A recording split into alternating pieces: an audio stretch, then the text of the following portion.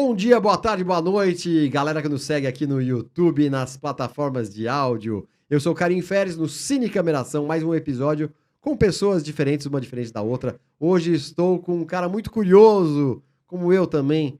Júnior Pereira, seja bem-vindo, Júnior. Obrigado, Karim, pela gentileza de ter me recebido. Imagina, eu que agradeço a disponibilidade. Eu falei que é um caso curioso, porque a sua formação é Direito. A minha formação é Direito. Como eu, você advoga.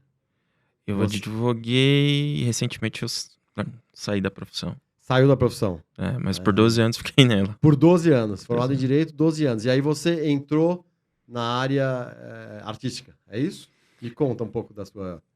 Minha experiência agora está sendo com um documentário Atrapalhada Sem Fim. Você está focado nisso agora? Isso, com a parceria o Rafael Spaca. Ele foi muito generoso de ter criado essa parceria comigo. Eu fiquei muito feliz de ter sido recebido por ele.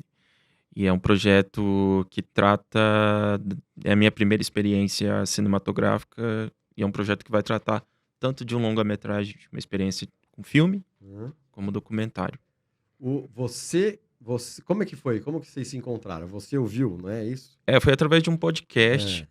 Eu assisti, porque pelo tema Trapalhões, isso me remete só um pouco da minha infância. Eu não assisti os Trapalhões Não e também... não é da sua época, né? E também não sou tão fã dos Trapalhões, justamente por causa da... Quando eu nasci, os Trapalhões já estavam basicamente no fim.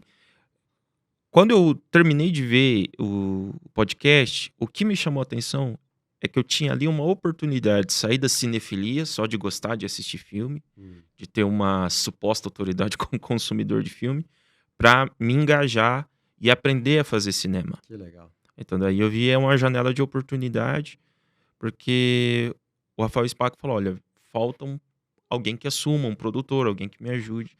Então eu assumi a produção executiva, a roteirização e agora a direção do longa-metragem. Muito legal.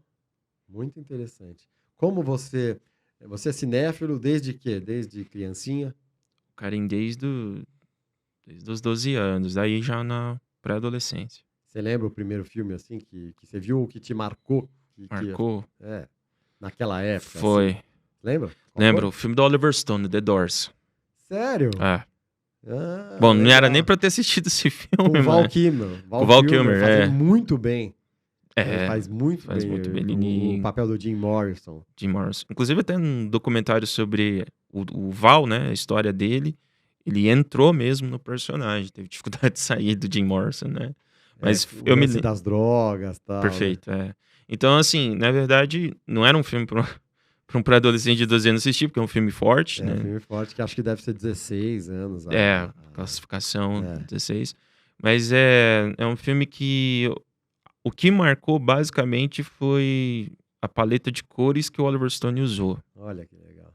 Porque ele deixou muito claro ali uma época psicodélica, mas também a paleta de cores mudava conforme a alucinação que o Jim tinha, né? Em virtude das drogas e tal. Então ficou pra mim, assim... Eu fui ter consciência, saber o que é paleta de cores, direção de fotografia e tudo mais... Depois, mas eu me lembro que ficou marcado na minha memória, assim, as cores do filme. Que legal. Quer dizer, ficou marcado, você não sabia definir, né? Não tinha... com certeza. As categorias eu fui saber depois. Que interessante. Então quer dizer que você não foi num filme... Não foi filme infantil, juvenil, já foi no The Doors. Olha, quando você falou Oliver Stone, eu falei, caramba, velho. Verdade. Eu segui o Oliver Stone depois, ficou parte... Depois assisti Alexandre, depois assisti Platoon, que foi um sucesso que alavancou ele. E também eu fiquei bastante... eu fiquei assim... Foi um trabalho satisfatório o Scarface, que é o trabalho do Brian De Palma, mas o roteiro é do Oliver Stone. Que, na verdade, foi o que guindou ele para o cinema. Aí eu peguei toda a história dele, a biografia dele, do Oliver Stone, daí ele citou um tal de Scorsese, aí foi... Aí você foi... Ladeira abaixo. Olha que legal. Ladeira acima, vai. Ladeira acima.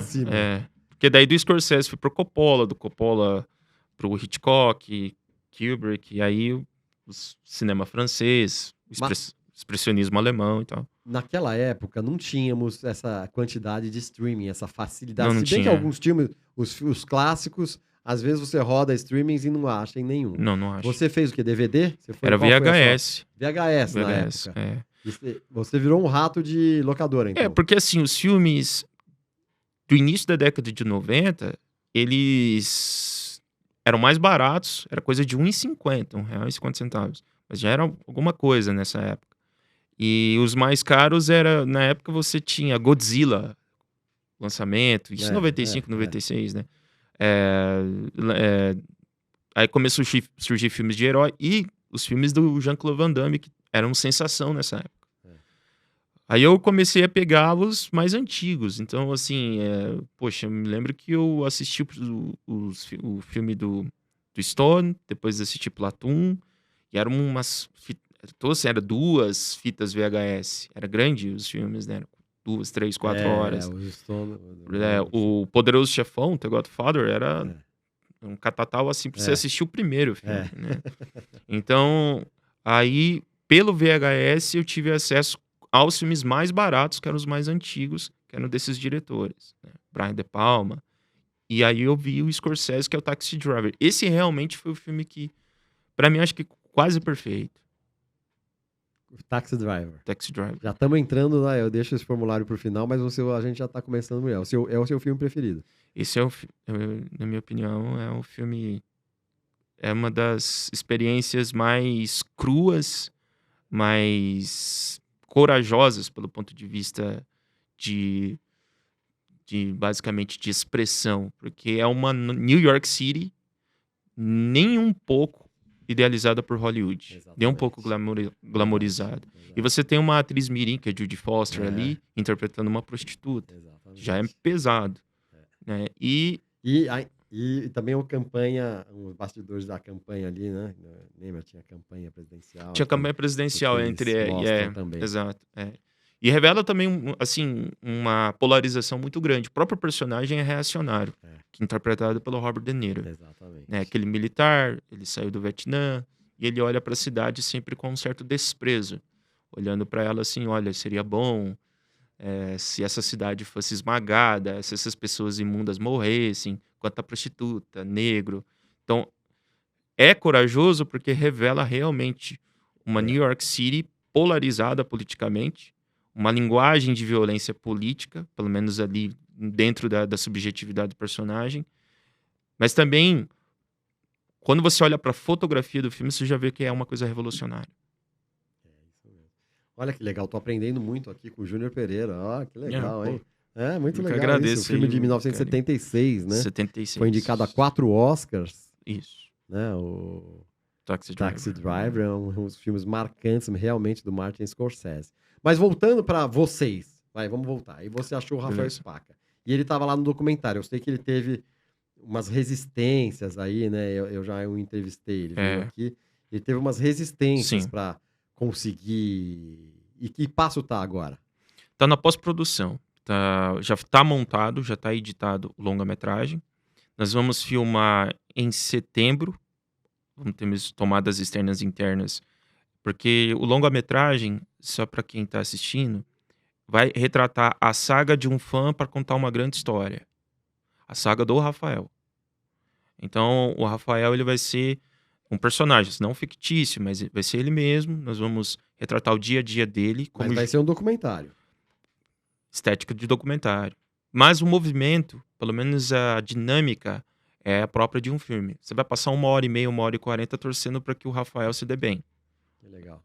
Então, eu gostaria que o público ele fosse absorvido pela empatia ao enxergar o ponto de vista de um jornalista corajoso, fã do objeto de estudo, mas em paralelo também a história desse objeto de estudo, que é os Trapalhões. Então você tem nostalgia e empatia, que eu acredito que isso dão 2 ingredientes interessantes para você absorver o público pagante. Interessante. Então, na verdade, vai ser um documentário sobre... uma metalinguagem. Você está assistindo um filme sobre como aquele filme foi feito. Depois, para o streaming daí, é um documentário em 6 episódios. Né? Daí com todas as controvérsias, com todos os bastidores, aí com riqueza de detalhes, com material inédito sobre o grupo Os Trapalhões. Tanto a parte da TV aberta, quanto a parte do cinema, e também a parte dos gibis, que teve, ou seja, todas as mídias em que os Trapalhões se consagraram. E o mais interessante é que a família do diretor J.B. Tanco, os herdeiros, foram extremamente generosos conosco, porque eles nos concederam a título gratuito material fotográfico de bastidores dos filmes e os filmes, os rolos em 35mm. Nossa, que legal. Eles disponibilizaram para vocês? Disponibilizaram. Que legal. Emprestaram, né? Não, Doaram? doação. Que legal, hein? Porque daí seria uma forma de homenagear também uma parte da história do cinema brasileiro. Então, o J.B. Tanco foi um excelente diretor, uma estética maravilhosa dele. Quando você assiste um campeão de bilheteria, Os Trapalhões nas Minas do Rei Salomão, aí você vê assim, o rigor técnico, os ângulos longos, uma fotografia muito bem que valorizava e não diminuía ali o ingrediente, o pitching da piada. E quando a punchline da piada ia surgir, ele mudava o ângulo, rápido, assim. Era uma coisa assim, que você tem que ter habilidade para você, porque a piada, ela pode ser estragada da forma como você for filmar, o ângulo que você escolher. Claro. Porque como os Trapalhões tinham muito humor físico, algo chapliniano, na linha do Charles Chaplin, você tem que saber muito bem o ângulo que você vai retratar. Senão aquela piada, ela perde força. Ele fazia isso muito bem. Ele dirigiu inúmeros filmes. Inúmeros filmes. Mais de uma dúzia. Mais de uma dúzia.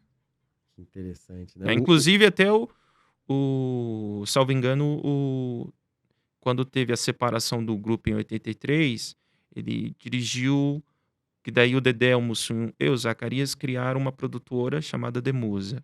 Demusa? Foi a produtora responsável pelo Atrapalhando a SWAT, que não tem o Renato Aragão daí, por causa da separação que eles tiveram. E ali ele dirigiu também, que é um filme também, pelo ponto de vista técnico, muito bem. Ele, quem? O J.B. Tanco, é isso. E depois o Dedé, na sequência, dirigiu A Filha dos Trapalhões. Ele dirigiu A Filha dos Trapalhões, né? O próprio Dedé. Isso. Que é um filme também muito bem dirigido. A escolha dos ângulos... Aí tem uma influência forte do cinema no Dedé Santana. Eu acredito que ele também deve ser um cinéfilo. Mas, pelo que eu percebi ali, ele tem um melodrama. Ele tem já mais uma questão assim, a filha. Daí é aquela coisa um pouco... tem uma concentração bastante na criança.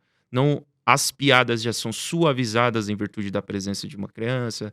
E tem ou seja, a criança acaba se tornando o eixo central. Diferente dos outros filmes, em que os Trapalhões são o eixo central, o grupo em si e a aventura que eles estão vivendo. Ali você tem um outro ingrediente que vai tomar a atenção do público. Você coloca uma criança, um bebê, uma criança pequena, bonita, que era a criança que ele escolheu, você vai tirar a atração da piada e vai focar nela. Porque daí você vai despertar imediata empatia. Por ser uma criança, né? Nossa, filha dos Trapalhões, como é que ela... Será que ela vai herdar também o humor deles? Então a narrativa, ela daí fica concentrada em cima dela. O que é diferente dos outros filmes. Então é uma pegada interessante. Quase uma evolução no cinema dos Trapalhões. Interessante. Eu tô vendo que como que foi essa sua transição do direito para lá?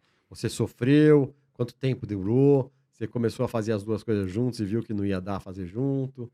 Cara, como é que foi? 12 anos na advocacia. Pô, cara, eu odiei cada dia, foi difícil. É uma profissão... Eu respeito quem tem estômago para lidar com essa profissão, especialmente no Brasil.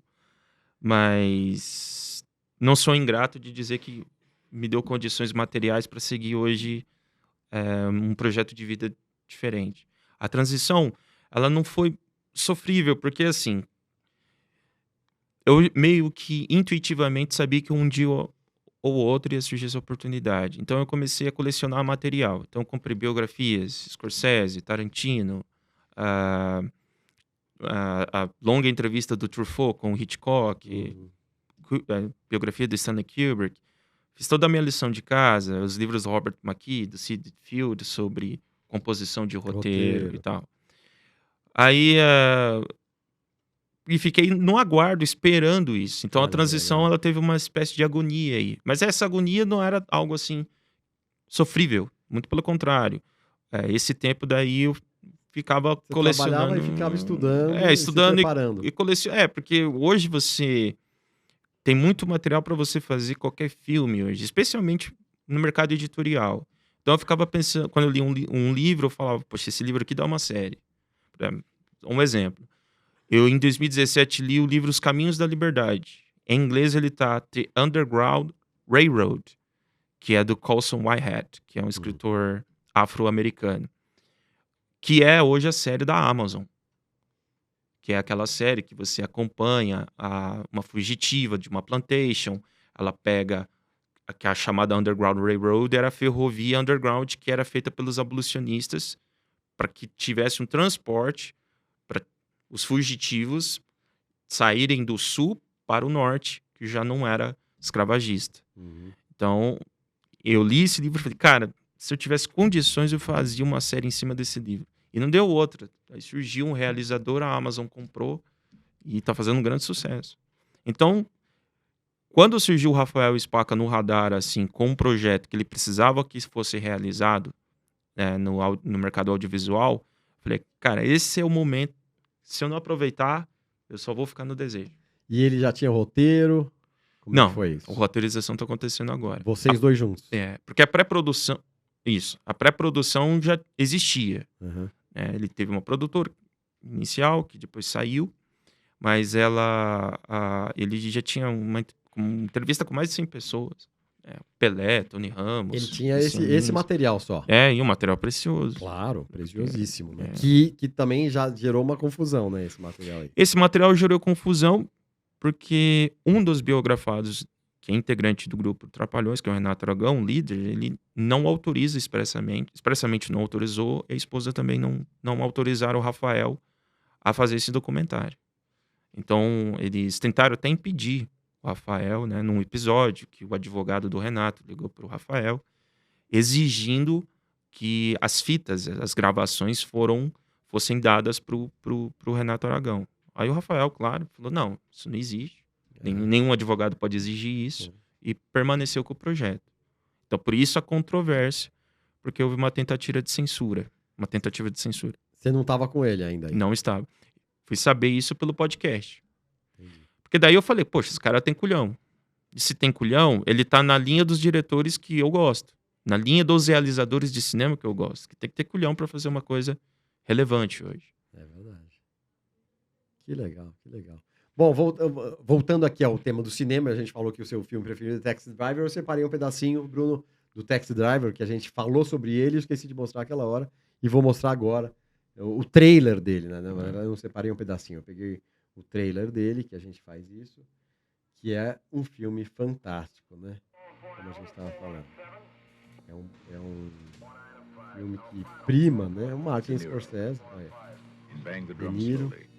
The critics called him a brilliant new talent. After Mean Streets, 66 they ele said he was a genius. já tinha passado. For his performance in The Godfather Part 2, they gave him the Academy Award. E é daí que tem a famosa frase, né? Are you talking to me? Isso. Durante anos, né? Vários filmes de comédia, principalmente. Exatamente. Né? Usaram essa frase. Que ele fica ensaiando na frente do espelho. Um filme fantástico. Também tem uma influência, quem assistiu Django Unchained, Django Livre, do Tarantino, o personagem do Christopher Waltz lá, quando ele vai matar o personagem do Leonardo DiCaprio, Monsieur Kendi, ele pega uma pistola que desce aqui.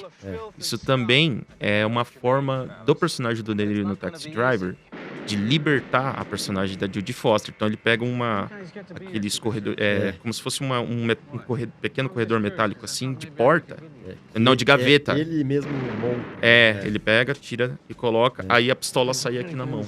Aí fica a influência também do Taxi Driver aí no cinema do Tarantino, nessa parte. Né? O Tarantino pegou, né? Ele era um cara de locador, trabalhava na locadora e era um fanático cinéfilo como nós. E pegou a influência de todos esses grandes diretores. Exatamente. Mesmo que ele não saiba e diga que não, mas Não, mas ele tá dado. Ele assume. Muitos, seria desonesto ele falar que é originalidade. Mas não tem problema nenhum também. Ele fez o jeito dele. Aliás, ele trabalhou com ele já. Né? Trabalhou, De Lá Niro, no Jack. no Jack Brown. 350 for the Magnum, Muito 250 for the interessante. 38, 1 1/4 for the 25. E vamos já 150 for the tirar, 380. Bruno, e a gente That vai taxi entrar driver's been staring at us. Olha, a You talking to me? A Sylvie Sheffer, que é um colírio, uma mulher muito bonita, Não né? é. E essa época ela tava no auge. A né? Jodie 76, Foster, né? no início de Foster, carreira. Exatamente. Olha lá. É, Olha lá, é a famosa. So you talking? frase icônica, né? Exatamente. Well, I'm the only one here. Tá. I don't believe I've ever met anyone quite like you. E ela que trabalhava na campanha, né? Elmwood Chili. Ela trabalhava na campanha, isso. And this, Ai, Robert De Niro and Martin Scorsese's Taxi Driver, cortezinho muito. Jodie Foster, Albert E Brooks, vamos lá. Ator preferido. Harvey Qual que Keitel, você diria que é o seu O ator preferido? preferido, Daniel Day-Lewis. Daniel Day-Lewis. Porque é uma das interpretações mais arriscadas. As escolhas que ele faz, né? Eu acredito que as escolhas que ele faz de incorporar o texto, o roteiro, elas são igualmente corajosas. A escolha que ele faz, por exemplo, em Gangs of New York, falando do Scorsese, as gangues de Nova York, em que ele é o Butcher, ele, ali numa cena com DiCaprio, aquela cena não estava no texto original, que ele tá parado assim e vendo o DiCaprio na cama, dormindo. E ele começa então a fazer ali uma espécie de monólogo da vontade que ele queria de ter um filho e tal, aí um certo paternalismo que ele tem com o personagem do Leonardo DiCaprio. Porque ele entendeu que aquilo merecia um relevo, né? Então, pra mim é um ator que, sem falar no trabalho fantástico com Lincoln, porque você basicamente não vê Daniel Day-Lewis. Se o Abraham Lincoln estivesse vivo e se nós tivéssemos a oportunidade de vê-lo, você não ia É diferenciar, verdade. né, o presidente americano do ator. Então, para mim, hoje, se você falar em matéria de atuação, que traz um pouco daquela filosofia do Actor Studio, Sim. né? Aquela questão de explorar a subjetividade e o psiquismo do personagem, Daniel Day-Lewis de longe, né? Claro que se o Marlon Brando tivesse viva, ia ficar aqui na dúvida com você. É que, na verdade, o Marlon Brando foi um dos primeiros, né? É, Um dos primeiros dessa linha do Actors Studio, né? Então, Isso. E o Daniel Day-Lewis vem, né? vem dessa Ele escola. E né? tantos outros, né? Daniel Day-Lewis, que ganhou, aliás, o Oscar por Meu Pé Esquerdo. Né? Aham. Começou, Começou. né? Estourou no cinema, com My já Left ganhando o Foot, Oscar, que é maravilhoso, onde ele já mostra o ator que ele é. né? É o último dos Moicanos também. No Último dos Moicanos, ou Em Nome do Pai. Nome do pai. Em Nome do Pai eu acho fantástico, porque Fantástico. o Meu Pé Esquerdo é um trabalho fantástico, corporal. E O Nome do Pai é o contrário. Ah, É um sim. trabalho fantástico. Você vê que no filme, você vê o cara envelhecer 10 anos. Envelhecer 10 anos. É incrível. Ah, é verdade. É incrível. Pô, é um trabalho- Na cadeia, nem envelhecer na cadeia, né? 10 E anos. foi um dos Passar 10 anos, das fitas que eu aluguei. Nossa, Em Nome do Pai. Muito filme bom. fantástico. Na verdade, eu acho que quem assistiu Gandhi com o Ben Kingsley. vai reconhecer numa cena em que o Gandhi ele é confrontado por um garoto de rua. Aquele é o É o Daniel Daniel Day-Lewis. Olha isso. Eu adoro colecionar essas É. curiosidades aí. Bem ali início de carreira, porque o Gandhi foi década de 70 também. 80. 80, né? 80, ganhou Oscar. Ele ganhou né? Oscar, é. Então, início de carreira, ele tava ali. É um Olha que irlandês, legal. né? Saiu Que da legal. Irlanda, tentou sucesso em Hollywood e conseguiu. Que legal, que legal. Muito bem, atriz preferida. Meryl Streep. Meryl Streep, né? Meryl Streep já foi falado várias vezes aqui, porque ela realmente tem um outro patamar, né? Ela- Toda vez que ela faz um filme, todo mundo tem até uma piada em Hollywood, né? Ah, a Meryl Streep tá concorrendo? É. Ah, sim, vai ganhar já. Pois é, então. porque ela realmente- Tudo que ela faz. Tudo que ela faz. Eu tenho um carinho especial por Dúvida.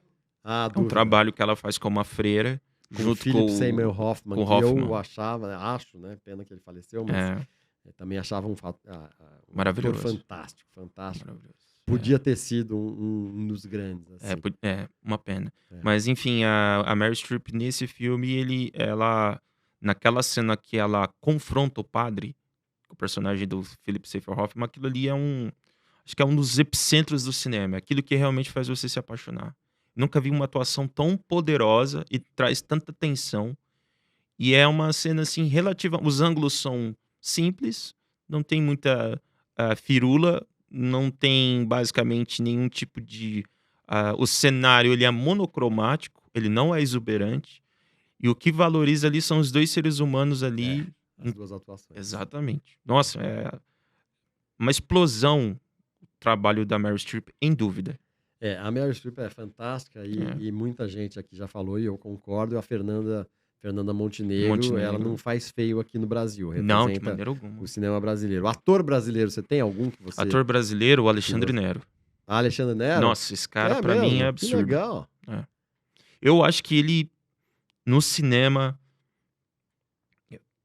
puxa, pra mim seria um sonho trabalhar com esse cara. Olha aí, quem Pra sabe. mim, quem sabe, poxa, se Deus for bom, Que legal. o Alexandre Nero é... Ali você vê um vulcão que pode explodir, assim. Eu acho que ele pode ir pra uma outra dimensão, Que transcender. legal. É um excelente ator. A presença dele mesmo nas telenovelas brasileiras já é muito forte. É uma personalidade, assim, que eu gostaria de conhecer, assim, no cinema. Que legal. Então, o Alexandre Nero hoje, pra mim, é um excelente ator. Que legal. Diretor preferido? Brasileiro ou... Se você tiver os dois, Tá. pode falar. Você só pôs. Tá, pra mim o Scorsese e o brasileiro, hoje o Kleber Mendonça Filho. O Kleber Mendonça. Muito influenciado pelo cinema francês, pela novela Vague ali, por Truffaut, pelo Godard. Bacurau, pra mim, merecia, certamente, um Oscar, Concorrer. merecia... não sei se Concorreu ao ele melhor concorreu, brasileiro. Então, merecia também um espaço de prestígio maior. As críticas... É porque, assim, a atmosfera política atrapalhou muito. Pois é. Muito mesmo, porque Bacurau, ele fala de um Brasil e fala de uma forma que nós nos tratamos como brasileiros, assim, de uma forma muito, até cruel. Ele é bastante virulento na mensagem que ele passa ali. Mas também Aquários com a Sônia Braga, é um filme assim que eu recomendo no escuro. Porque basicamente também, de novo, a forma como nós brasileiros nos tratamos e tratamos o país. Sem nenhum tipo de maquiagem. Então ele fala das estruturas sociais que é uma própria do cinema francês. Essa proposição de crítica social, tomadas longas, valorização dos ambientes totalmente... sem nenhum tipo de artificialidade nenhuma, sem nenhum tipo de efeito. E o roteiro ele é escrito como se fosse um romance do Jorge Amado. Os personagens têm camadas, contradições, não tem nenhum tipo de maniqueísmo, bem contra o mal. Excelente diretor. Legal demais. E aí eu perguntei pra você o filme mais marcante da sua vida. Que Essas foi perguntas... o The Doors. Mas depois do The Doors, o que me marcou, que eu falei, esse filme é perfeito. Sangue Negro. Esse filme foi se você usou essa frase, esse filme é perfeito, o Oscar Filho foi um dos meus primeiros entrevistados aqui. E ele falou exatamente isso. É um filme perfeito. Pelo ponto de vista de narração, ou seja, construção, ele é uma adaptação de um livro, que é Oil, né, do Upton Sinclair. Não sei se é Upton Sinclair, ou salvo engano. Upton Sinclair, isso. E ele é uma adaptação muito bem construída pelo Paul Thomas Anderson. Então, assim, Paul Thomas Anderson é um excelente diretor dessa nova geração e ele consegue reunir Alfred Hitchcock, Scorsese e também ele consegue reunir uma influência muito forte do Coppola. Os três, assim, você vê marcantes no cinema do Thomas Anderson. Porque o Sangue Negro, ele trabalha aquela questão, e é o Daniel Day-Lewis, que ganha o Oscar. Exatamente. E ele ganha o Oscar por fazer o Daniel Plainview. E também tá o Paul Dano, esse que fez o novo charada desse novo Batman. Que faz o falso profeta, o charlatão. E ali, os conflitos entre economia, entre religião e a atuação dos dois, aquela cena do confronto físico entre ele, Final. que ele enterra antes. Ele enterra o charlatão na lama. Essa é uma escolha forte. Não estava no texto original e é uma escolha que o Daniel Day-Lewis fez. E ali eu acho que o Paul Dano foi seguindo o fluxo dele. Uma escolha forte mesmo. Ele pegou, lambrecou ele de lama. Mas ali é assim, de novo, uma nova... Ali eu percebi que era uma nova dimensão do cinema americano, que volta àquela tradição do Coppola, sem saídas fáceis. O personagem, você não gosta dele, ele é íntegro, coerente dentro daquilo que ele é. Exatamente. Portanto, Dentro ele do não que tá ali pra te acredita. agradar. Exatamente. E você sai dali maior do que você entrou na sala do cinema, porque você vê, é uma história que te deixa perplexo. Exatamente. Então, Eu tô com um Sim. trailer também, estamos com um trailer aí de É. Sangue Negro, que é um filme, a gente comentou isso aquela vez com o Oscar, se eu não me engano. Ele tem quantos minutos sem fala? Você lembra? tem acho que 18 18 minutos. É, não lembro exatamente. Que Eu lembro que são perfeito. mais de 10 Nossa, minutos Mais de 10 minutos, sem fala nenhuma. sem fala nenhuma. I couldn't get away sooner because my new well was Que é basicamente E eu quero sem- destacar que a trilha sonora desse filme é uma obra de arte. É feita pelo Johnny Greenwood, que é o guitarrista do Radiohead. Olha, Ela é totalmente artesanal. Ela não usa alguns instrumentos musicais convencionais, o violoncelo, o violino, mas você vê barulho de colher, de caixa. Ele usa um experimentalismo na trilha sonora maravilhoso. esse filme realmente É. é um filme completo da nova geração. É um filme maravilhoso. O Daniel Day-Lewis. É uma saga, né, de 2 horas e meia, mais de 2 horas e meia. Com esse começo, como a gente falou, começo sem nenhuma, só com imagem, sem nenhum diálogo. E é perturbador a atmosfera aqui. Bem É, perturbador. bem perturbador. É um filme perturbador, mas é o que você falou. Quem aguenta e analisa sai maior do que Isso é entrou. maior do que entrou. When do we get our money, Daniel? I look at people and I see nothing worth liking. E o final é fantástico. A também. relação que ele tem com o filho também. Também. Eu creio que gerações futuras vão olhar para esse filme aí como uma forma de entender até a estrutura de capitalismo, estrutura econômica, o confronto sempre entre dois grandes poderes, religião e economia, a forma como você tem a busca pela sobrevivência, porque você tem um personagem que luta contra todas as diversidades de uma natureza cruel, de um planeta indiferente, e ele tenta extrair a riqueza disso. Então, é como se fosse também uma espécie de parábola sobre a história da humanidade. E o filme, o nome do filme em inglês, There Will Be Blood. Vai ter sangue. Porque se você tá implacavelmente resoluto em ganhar muito dinheiro, there will be blood, vai ter sangue no final. Exatamente. Genial. Eu perguntei se você pudesse ter um poder de cinema. O cinema nos permite tudo. Essa, né, é a magia Poder do cinema. da obra literária e o poder do cinema. Que poder você teria? Você tem algum poder? Ou... Específico do cinema, poder. Não, um poder qualquer. Em porque o sentido poder- geral. Isso. Cara, o de ter contentamento. Olha que legal. Porque legal. o poder se degenera quando você é descontente. Olha que legal. Pra usar aqui de novo um filme, e essa é uma adaptação com... Não é essa... É a adaptação que o Joey Cohen fez com o Denzel Washington de Macbeth. Que é esse último que ele lançou agora, né? Isso, é o Denzel, Uma dos diálogos que tá na peça, inclusive... Ele e a McDonald. Bom, ganhadora do Oscar. Isso. Aí ali o tirano, né, o general Macbeth, quando ele mata o rei e assume a posição de liderança na Escócia, de rei, ele diz, olha, a minha mente está habitada por escorpiões. Esse é o descontentamento.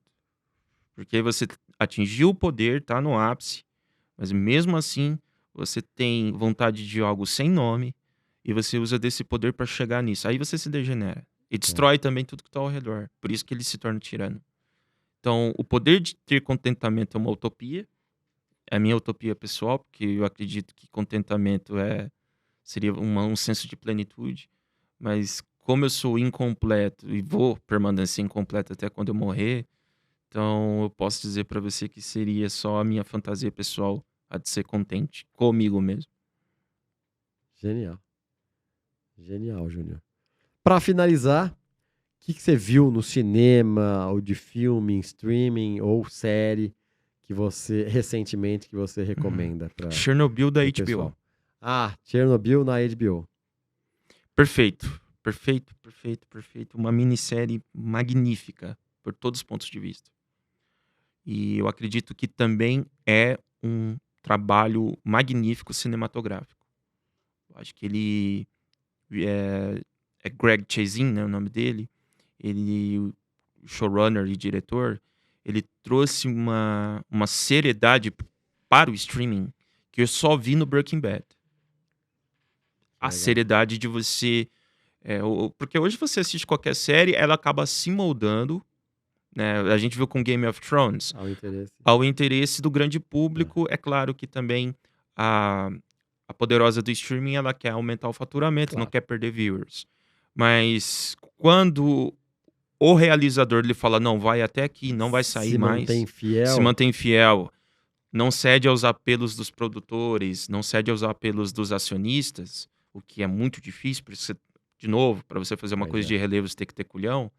Ele manteve... E também não tinha como, porque ele ficar explorando algo que era basicamente uma história dada, que é um desastre nuclear, que hoje sim tem material farto sobre isso. Naquela época... Não, isso é recente, o material. A Rússia, quando ela fez a sua reabertura para o mundo, ela permitiu que documentos e uma investigação fosse feita. Ali você vê a forma como ele trabalha, as origens do desastre e no que consistiu uma mistura de incompetência, arrogância e também corrupção dentro da extinta União Soviética, mas a forma, os recursos visuais que ele escolheu para o público que está assistindo a série. São faixas azuis, vermelhas, ele faz um jogo assim e vai deixando muito claro, ele faz de forma gráfica, as causas que consistiram no desastre. Você sai de lá também maior do que você entra. E é a minha ambição com o trabalho Trapalhada Sem Fim, é fazer com que o viewer, o pagante, o público, saia maior do que ele entrou e mais inteligente sobre os Trapalhões, sobre uma parte da história do Brasil. É uma ambição, é o nosso ideal, se a gente vai conseguir atingir ou não, o público vai responder. Que legal. Eu tô com o Júnior Pereira, que talvez seja um dos grandes roteiristas, diretores dos próximos tempos de cinema. Quem sabe, né? Quem sabe. Então, obrigado, Júnior. Quer deixar um recado aí nas suas redes sociais? Algum recado sobre o filme, documentário, alguma coisa pro público, ou é isso? Falou tudo que tinha que falar. Eu queria deixar esse recado para os fãs dos Trapalhões e para as pessoas interessadas em ver o material. Eu acredito que eu tenho culhão para contar essa história da forma apropriada para vocês. Que legal. Muito bem, pessoal. Eu tive com o Júnior Pereira, eu sou Karim Feres, nós estamos aqui com Cine Cameração, toda semana com pessoas interessantes. Se você gostou, deixe seu comentário. Se você tem um entrevistado que você acha interessante, indica para nós. Nos achem nas redes sociais, estamos em todas elas, como no Instagram, Facebook. Também estamos em plataformas de áudio como Spotify, Deezer, Amazon, etc.